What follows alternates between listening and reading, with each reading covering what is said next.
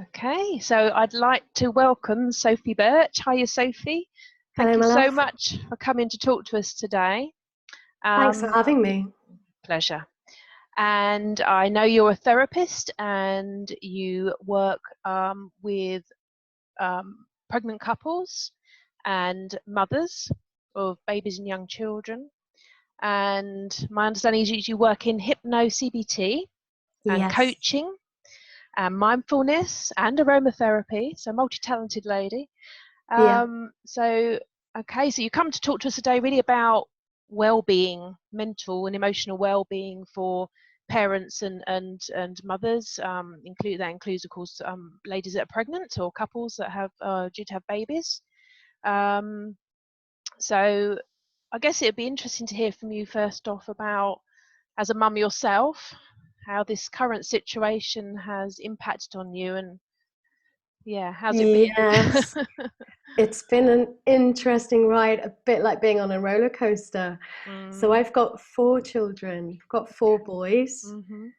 And I would say that it's been such an eye-opening experience for us all. I mean, on the one hand, it's been really bonding and it's brought us together, and that includes my husband as well, so the fifth boy in the house. Yeah. He's been furloughed, so he's at home, which is great, which is helpful for me very much. I'm not used to that. No. He usually commutes to London, works long hours, and we don't see much of him during the week. So Mm, weekends are kind of the time that he gets to see us, and often he's quite busy trying to fit in all the stuff that he needs to okay. and So comes real in all change. different directions. So it's actually, I feel like we've found a balance that we've never really had. Mm. Obviously, the flip side of that coin is that we're all sort of trying to live together in a way that we're not used to. Yeah. It's been forced on us. So we've got that kind of natural resistance. You want to kind of kick out. There are obviously those moments of real annoyance that Yeah. everybody has, that like, why Mm-hmm. haven't you loaded the dishwasher? Why haven't you picked up your socks from the floor? why, Yes. why is your wet towel on the floor in the Yeah. bathroom? Yeah. All of that stuff. And actually, it's really interesting how, those little things do tend to layer upon layer. And Yeah. if you don't know Intolerances. Yeah. how to let go of some of that pressure, it can become something more than it really should be. Yeah. But generally speaking, I think it's been a really beautiful experience. So we're trying to kind of reframe it. So a lot, as a therapist, I talk a lot with my clients about reframing. So we've been reframing the experience. And it's okay. We've been accepting that it's okay to actually feel quite bad about it sometimes too. And it's scary and it's uncertain, and we don't Mm. know what's happening next. As especially my husband doesn't know. He works in retail. He doesn't know if he's going to have a job at the end of this. So he's furloughed, but then not. Mm. So Yeah. we've got all of that, and I know we're not alone. There's a lot of families going through that as well at the moment. And of course, then you've got to add in the equation of homeschooling, and homeschooling for Yes. kids is, it's and Tricky. working or attempting to work. Yeah. So we're having to find a balance that we've never really had before, Mm-hmm. and manage it in a way that there's no blame and there's no shame and there's no guilt, and that's interesting. But I Yeah. think what we're getting from it is we are closer. We're feeling like we're in this together more than we're not, if you know what Okay. I mean. And I That's think good. that when you can reframe your day to day like that, it really helps. So it's like seeing the bigger picture. It's saying, you know what, this is great. But I appreciate that not everybody is in this position. Not everybody's able to say the words that I'm saying. I know that there are a lot of people who find it very, very, very scary and difficult to be in the house with their family for whatever reason. Mm. Um, it's bringing up a lot, unfortunately, this time, a lot of fear and tremendous anxiety for people. Also, unfortunately, much more domestic violence, and relationships are being torn apart rather than brought together, because Yeah. a lot of people don't necessarily have the skills that I have, and that I can teach my family. We use mindfulness a lot. We write stuff down when we're cross. We manage our emotions. We allow ourselves to feel angry and deal with it in a healthy way. You know, a lot of people don't necessarily have those skills, and that's not to say that I'm any better than them in any way. It's just to say that I've spent the last 14 years of my life learning how to be like this and how to do this, and working obviously as a therapist with couples in that perinatal time, from sort of conception through to childbirth and beyond into parenting, and about how much that kind of brings up. So I have those skills and those tools to be able to manage the emotions that are, you know, really strong, and especially, you know, that it's not always happy and healthy.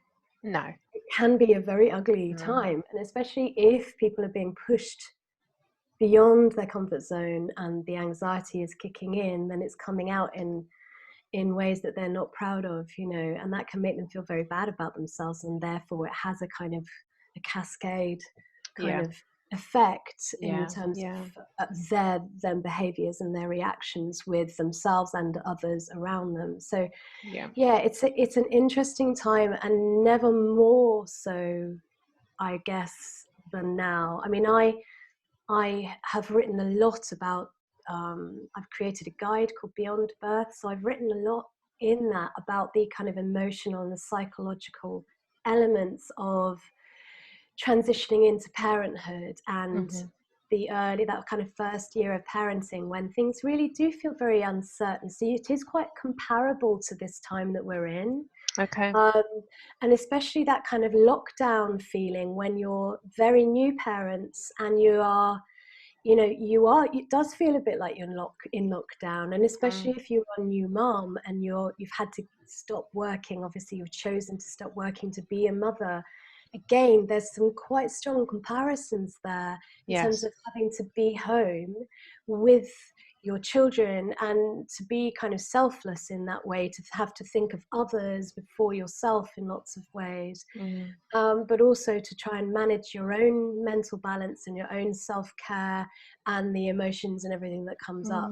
And when you become parents, a lot of stuff from your childhood and the way you were parented comes up strong. So again, it's quite comparable to this being forced into this situation.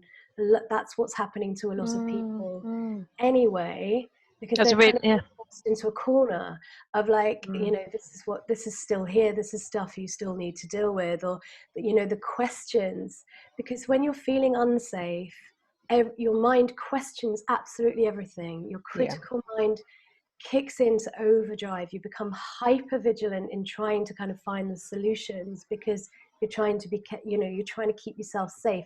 And that might not necessarily be the truth in the matter.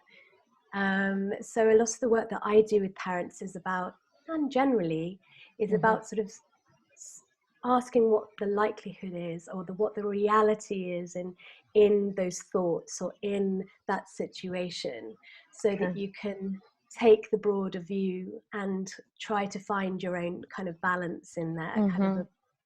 But it's not an easy thing to do. It is so much easier to talk about it as we are than to actually apply it. Yes, and as definitely. I said, it's taken me 14 years and I am still learning. There have been times when like I said, when my son was in and out of hospital, we didn't know if it was COVID. They thought it was. We had to wait a week for a test. He was very, very poorly. We had to call 3 ambulances, which we've never had to do before. We were terrified for his life. That sort of stuff, that kind of emotion that a lot of people are going through right now, it just stops you in your tracks. So it's almost like no matter what good in some ways it doesn't matter, because it's about the aftermath and how, when you start to kind of feel a little bit more functioning, then you can kind of bring in some of that stuff again. But it took me probably, I would say, 3 weeks of just being like a rabbit in the headlights, or just wanting to hide, which also can be pretty scary in itself. Yes. And I think a lot of people are going through that. It's like, God, this isn't like me. Why can't I do this, that, and the other, or think about what the next thing is to do? Why can't I sit down and just work from home like I'm supposed to be able to do? Yeah. And my clients are also having to wear those hats of working from home and being parent and homeschooling. Yeah, it's a lot, isn't it? And that is huge, because that's going to bring up for a lot of people, it's guilt. The guilt and not feeling good enough. So not being good enough at any of the things that you're supposed to be doing because you're so torn. And I often compare, I say motherhood or parenting is a bit like wearing different hats, or it's like that, oh, do you remember Wurzel Gummidge? Yes, I do. Yeah, love that. And it's like, which head do I have on today? Yeah. And I think, parenting is very like that. It's like you have to kind of put that one hat on to be the chef in the kitchen, to cook for everybody, and then the next hat on to be the loving parent that's being very attentive, and the next hat on to be, actually, no, we're working right now, we're having to do this because we still need to earn money to pay the bills.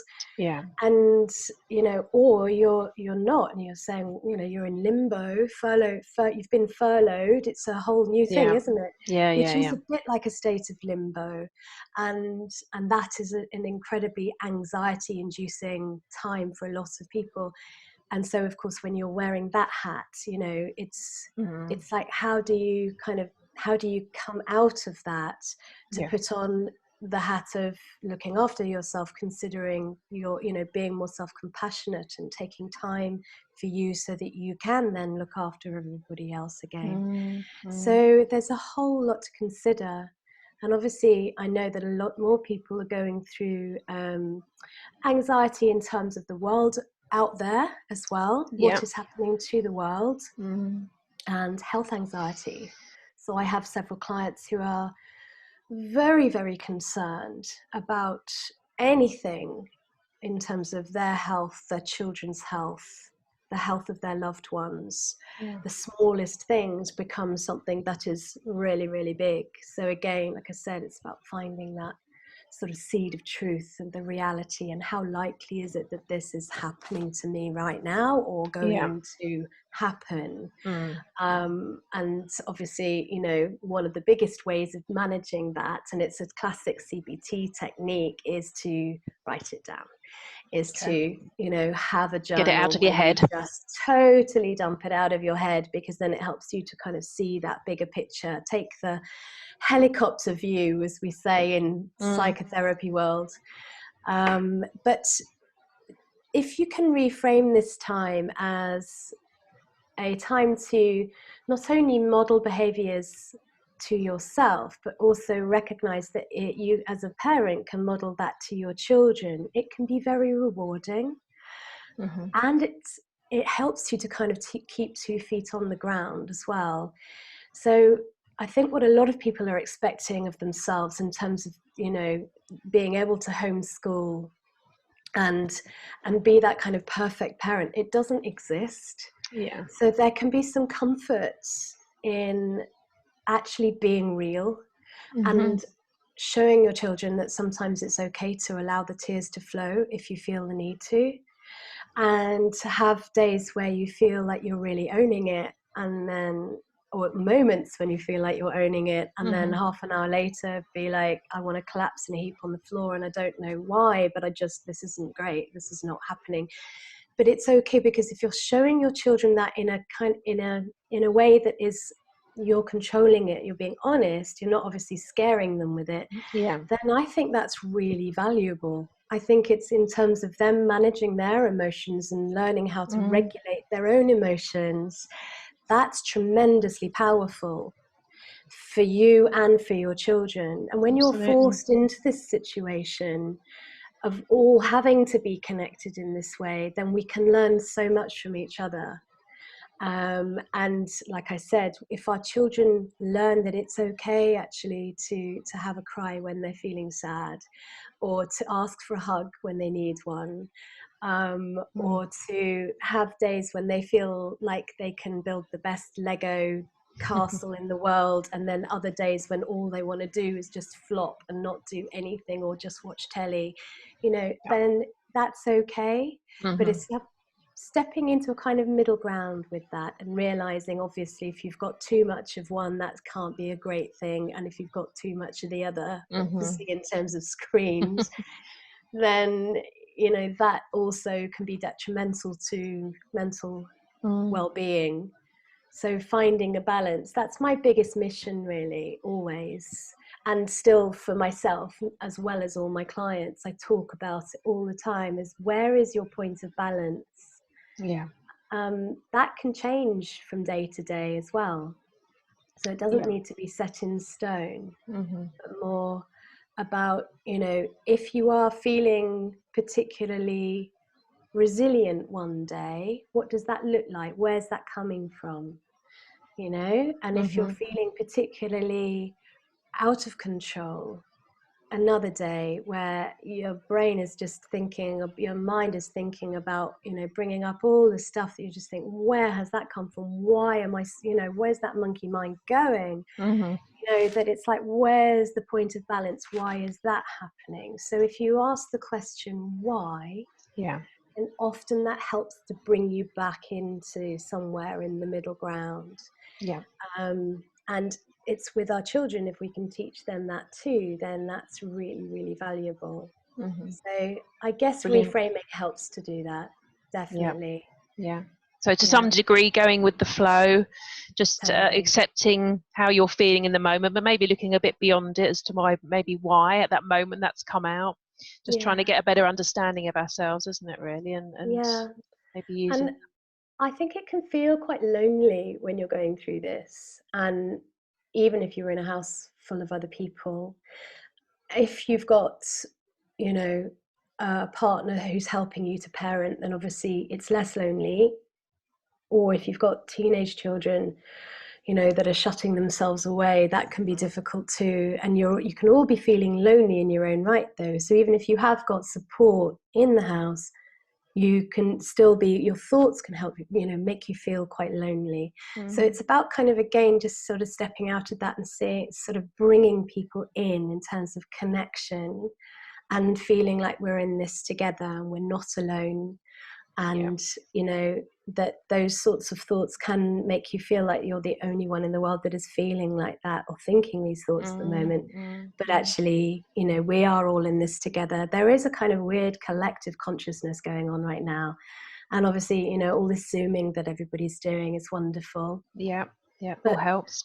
But, obviously you and I both being hypnotherapists understand the power of the mind in the way that we can really use that to our advantage when it comes to visualization, for instance.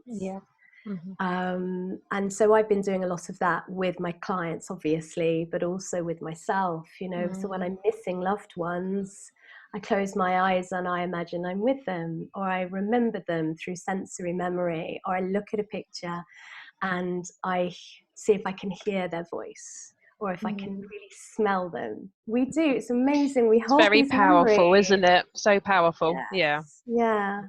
Have you been doing the same? Yes, I tend to do visualization to go off to places that I've been in the past that obviously we can't go at the moment. So not just places that are connected to a good feel for me. So I've got a particular place in Portugal that I used to go to a lot, and going off around there, walking around the town and just smelling the smells and hearing the sounds, and it's just very powerful. It's very relaxing. It's wonderful. So it is, isn't it? It's a way of kind of teleporting ourselves to anywhere we would like to go, or whoever we would like to be with, that gives us some comfort when we need it the most. And obviously right now a lot of us are not feeling very safe for whatever reason that is. So using visualization helps us to go to wherever we consider would be potentially safe. Absolutely. I know. I mean, if we can't be with people, it's not the same, but it's nearly the same. You can have a flash moment of just feeling like you're really with them, feeling like you're giving them a really big hug, remembering how their skin feels, what their scent is. That is so valuable in these times. Absolutely. And I mean, I'm hoping in some ways that we kind of stick with some of this, that we learn more how to Yeah. use these skills Yeah. that we have, that we just sort of don't. We forget about them, or we think we're kind of being a bit weird. Why are we daydreaming like that? You know. Yeah, but it's But all it's good stuff. tapping into our inner child. I mean, for anybody who's got children and up to around about the age of 7, will know that our children live in that world all the time. They're so visual in terms of their in their mind. They're in their subconscious, are they not? So they don't differentiate between fact and imagination. A lot of the time they are Peter Pan and Tinkerbell, Yeah. you know. And I love that we can learn so much from our children in that way. Yeah. Brilliant. So Sophie, how did you get into doing? Just give a little bit of background about how you got into doing what you do. How did you get drawn to working with? It was really, well, I was a singer for many years, and then I worked in feature Mm. film and production.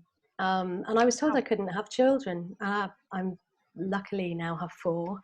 But back in 99 and 2000, I started to become more kind of in tune with myself.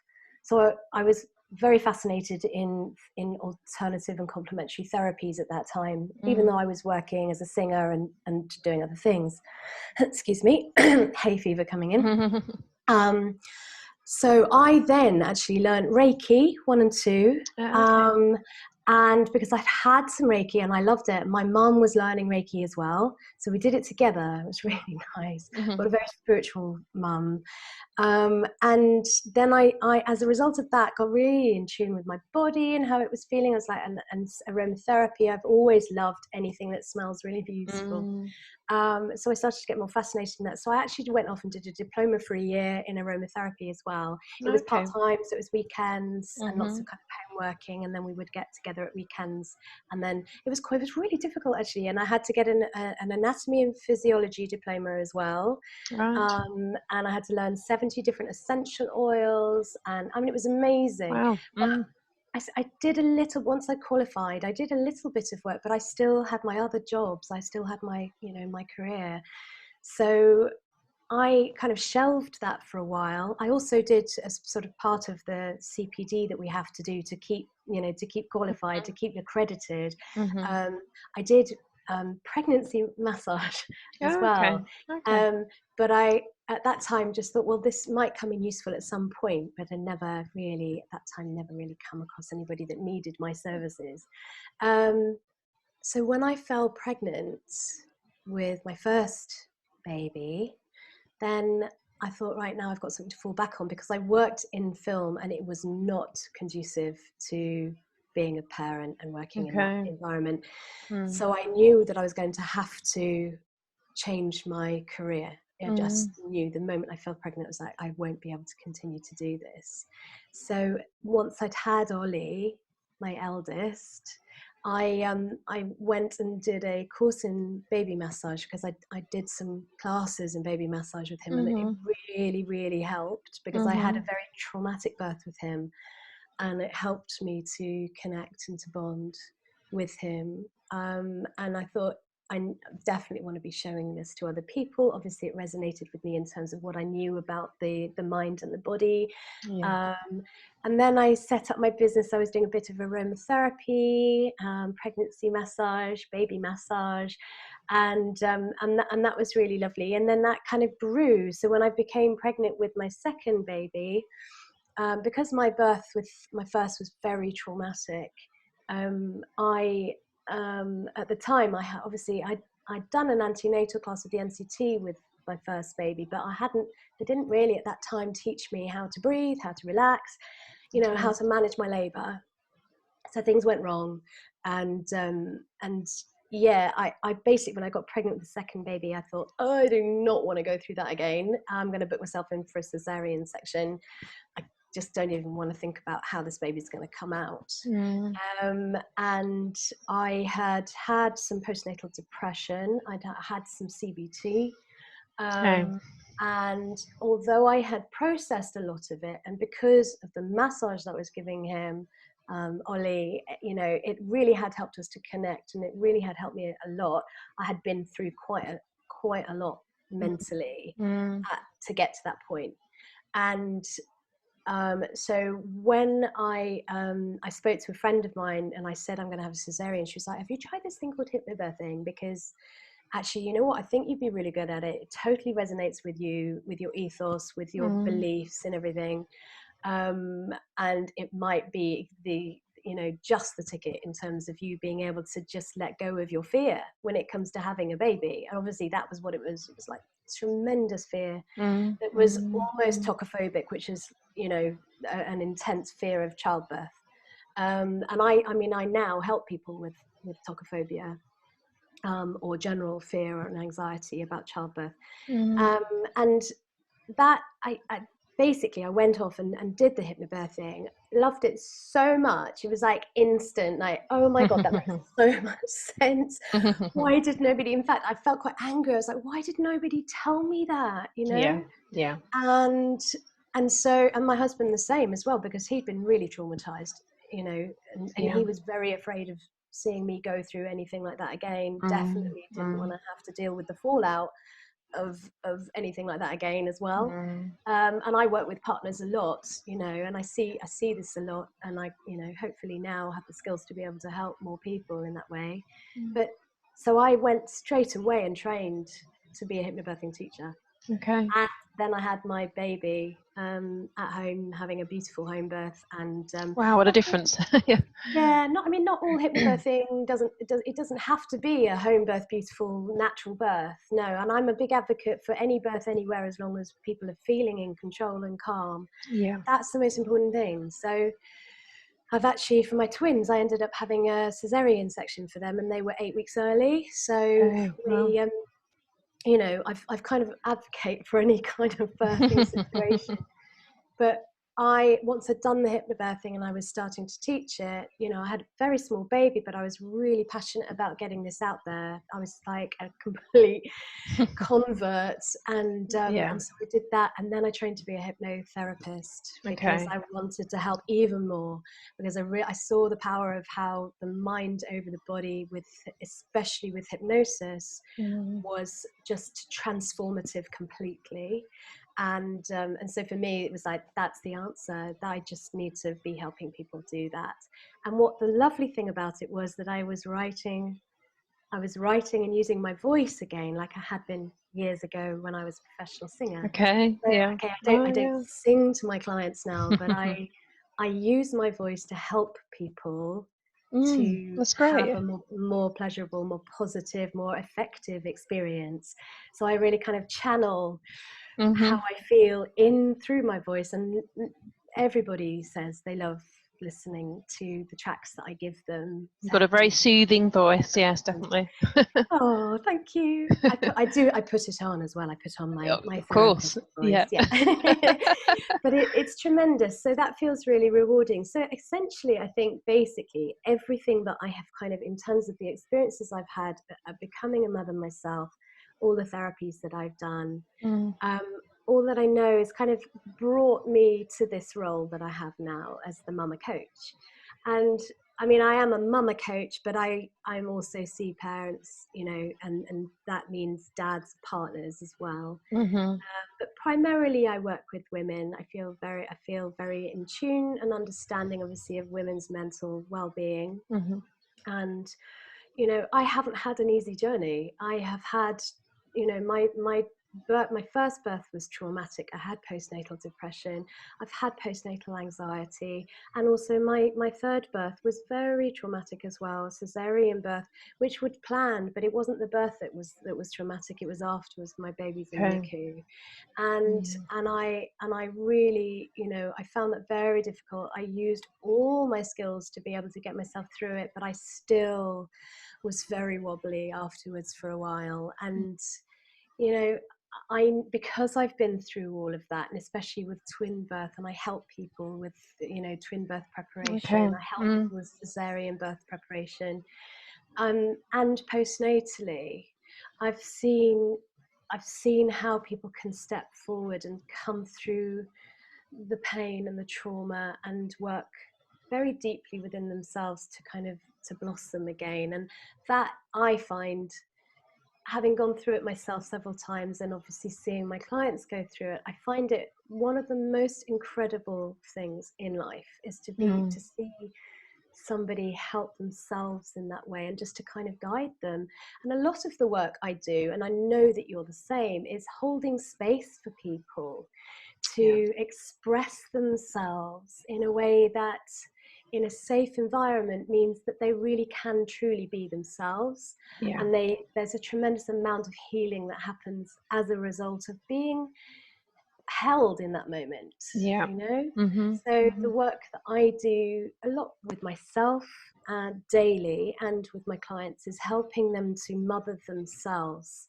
It's not saying you don't need support from others around you, not at all, but one of the biggest lessons we can learn as parents is how to mother ourselves and to hold ourselves. And if you need to reach out and speak to somebody that is, you know, totally non-judgmental, then that's what we do, isn't it? So we're there to enable people to just process stuff that perhaps they haven't been able to do because they haven't had that safe space to feel that they can voice what's going on inside them, or just kind of guide them through, you know. And it's so rewarding as a therapist and as a mother, and you know, it's tremendous to see people coming through or just, you know, beginning a lifelong journey of you know, transforming and believing in themselves again, and kind of acknowledging the bad as well as the good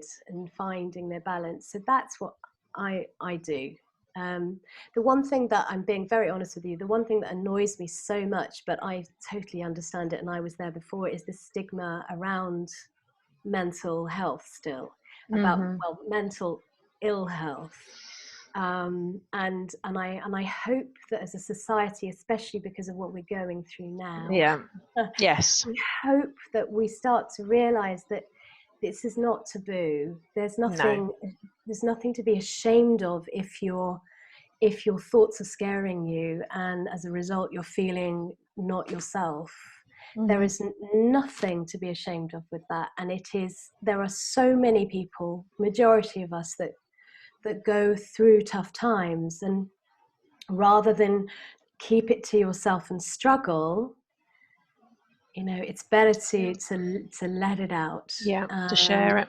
And I learnt that fairly early on because I had a course of CBT as a result of being diagnosed with postnatal depression after my first birth, and it's really valuable, you know. But I also appreciate that a lot of people have to wait a long time on NHS waiting lists to be seen. And IAPT waiting lists to be seen as well. And that's, you know, that's quite heartbreaking, because as a therapist, I know, like you know, we're here to help, we want to help, but we know that there's a lot of people that can't afford our help either. And so that's, you know, those are my sort of frustrations about it all, really. It would be great if we could open up and help more people, and get them to understand that it's okay just to pick up the phone as well. It needs to become a normal part of life, is to ask for help when you need it. And it's, you know, people are very used to going to the doctors. There's less resistance about that, although I think some people still are. But that emotional well-being, it needs to be on the similar par, doesn't it, where people just not feeling quite right, I need to go and talk to somebody about that and get some help. So. Definitely. And you know, parenting is hard, and especially now when we're all, as I've said before, trying to strike the balance somehow. And those comparisons come up so strong for so many people as well, don't they? And it can leave us just feeling like we're failing. We're failing ourselves, failing our children, you know, and that, I think, is really what a lot of people are going to find very, very difficult in terms of, you know, their mental balance. But, you know, what I would like to say is it doesn't have to be like that. It really doesn't. And there are going to be days when you totally feel like you're not in control, and that's okay. And other days where you feel like you're nailing it. And or moments to moments, you know. Definitely. definitely. I mean, for kids and seeing our children as well juggle, that's hard as a parent. We want to protect them, don't we? We want to nurture them, and we want the best for them. The majority of us do deep down, even if we're struggling with them on a face-to-face level. Yeah. It deep down, that's what we're there for as parents. And we may get it wrong in terms of our children may think we're getting it wrong all the time, but and then that can be very difficult when you're in a home environment. But it's probably one of the simplest things is to reach out and kind of talk to somebody so that you can find yourself in this again, and be authentic to you, and not compare yourself to others or feel like you're getting it wrong, and just kind of small steps to kind of feeling more connected.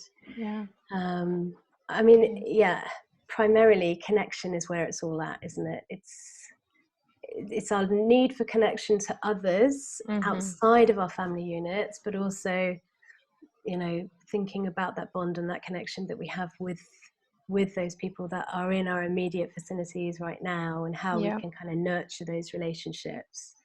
But as humans, we're hardwired for connection. We've got to have it one way or another, or we fade away. Which is really sad. Yes, we don't want that. So no, we don't. So no, you've given some brilliant information there, Sophie, and there's lots of hints and tips in there really about sort of self-nurturing and being, a bit easier on yourself, maybe dropping the self-criticism that we often give. There's a lot of information there. It'd be great maybe if we can write down maybe a 1 to 6 or so of just general things that people, hints and tips that we can add to the post, just so that people can just check that out. So lots of really great information. So I'm just wondering, just to explain how you're working now. If people want to contact you and work with you, how are you doing that at the moment? So I always offer a free call anyway, or if anybody wants to drop me an email, so we can put those details, can't we, in the comments. But usually I then see people via Zoom, as we're doing so now, and I will see somebody first off, probably for a sort of up to 90 minutes first off. And then probably an hour and 15 follow-up sessions. I offer blocks of 3, so kind of slightly reduced in terms of the amount of money that people pay. I'm trying to be as reasonable as possible.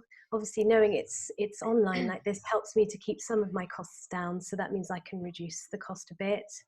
But it's I think it's generally, I work in a way that's very integral because of the therapies that I have. There are some times where I'm just literally coaching people through, and there's other times where we're working more kind of deep in terms of therapeutic work. But it can be a bit of everything. And most of my clients, if they want, go away with aromatherapy tips as well. Not only does it help your house to smell better if you've got smelly kids and husbands and all sorts in there, but it does have a really powerful effect on your emotional state, mood boosting, for calming, balance, all of that. So whatever you're looking for, there is usually an essential oil that can have a brilliant effect for you. But it does help to know, to get some tips from somebody who knows first, in order to be able to do it. But there's lots of brands that you can buy now that have like a combination, so you can buy like a balancing, blend, or you can buy a sleepy blend or whatever it is. So, so I throw in aromatherapy to everything, because I think, the olfactory nerve essentially goes straight into what we call the limbic brain, which is the emotional brain. So it has a really powerful effect very quickly on how we feel about ourselves and the environment that we're in as well. I could talk till the cows come home, I think. But so much, you've got so much to give. So what about couples? So you work with individuals who may be needing support with how they're feeling, either about in the here and now or what's coming up for them. So you work with couples as well, do you? That are perhaps pregnant or have got a new baby? Yeah, so I work one-on-one with any couples that want some birth or pregnancy coaching, but I also teach hypnobirthing. So I created a one-day sort of basics course that I'm running. So I just ran one on Saturday. That's again, it's via group Zoom. And I've put the price down again for that because I really wanted to make it accessible. But they get me virtually for 6 hours. There's quite a lot of sort of pre-recorded stuff out there and great books, but it's still not the same as actually having a therapist or a coach there with you, kind of talking you through it all, and you're able to then kind of cement some of those ideas. So quite a few people that come to me have already gone through a video course or read a book, and then they're saying, right, now we need to kind of make sure that we're really on the right side, on the same page, and so it gives a little bit of extra confidence. But one of the best things is that we do lots of work with birth partners. And something that a book or a video course isn't always, this is a generalization, isn't always good at, is giving you the incentive to be able to get your partner involved, or giving your partner the incentive to be involved. So bringing them on like a one-day workshop with me is really useful. But if for anybody who's done hypnobirthing before as well, I do sort of a couple of hours, 2 to 3 hours of tailored refresher sessions as well. Okay, brilliant. And I see people postpartum. So if people have had a wobbly birth or need to debrief about their birth, are feeling just not quite themselves, maybe, obviously you've got to take into consideration that there will be a time of baby blues for a little bit. But if you're continuing to not feel yourself beyond sort of 2-3 weeks, then that's where I can really help. But I also see people who've got babies who are sort of 6 months onwards, who are, saying, well, we thought we were nailing it and now we're really not. Okay. Or, sometimes you can have that kind of that blissful baby bubble for a while that goes on, and then suddenly reality kicks in, and then the memories of birth or other stuff is cropping up, and suddenly you're like, I can't do this. I see a lot of people then, because that's when people call me and they're like, we thought this was going to be like this and it isn't, and we're really feeling like we're not. This shizzle is not being nailed, and why are we so tired, and all of these things. So stressful time. It is, it really is. But there are things that you can do, and sometimes, as I said, just being able to open up to somebody who I have so much compassion and so much empathy, and that's the most important thing. And I help to kind of really, give some of that to whoever I'm seeing, so that they feel cuddled, wrapped up, safe again. Lovely. It's what we all need. It is. I could do with it now. Sounds great, yeah. Brilliant. So just while we're here, I know we'll put it into the post as well, but can you just give your website details out, Sophie, just for people that are listening now?